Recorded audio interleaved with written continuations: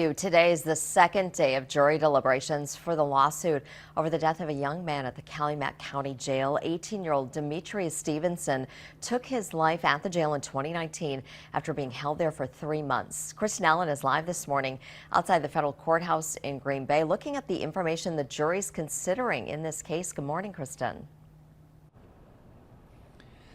Good morning. The case was handed over to the jury about 1 p.m. on Friday. The jury will meet again here at the federal courthouse this morning to continue those deliberations after failing to reach a verdict that same day. Stevenson was arrested in May of 2019 for theft of removable property and operating a motor vehicle without the owner's consent.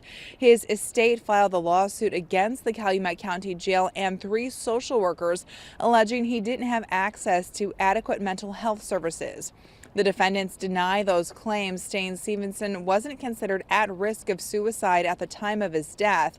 During closing arguments, the plaintiffs say Stevenson's cries for help were ignored, but the defense says he was seen by social workers multiple times and allegedly reported feeling better many times.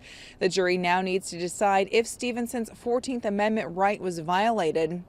A judge previously ruled the amendment applies in this case because Stevenson was a pretrial detainee, not an inmate.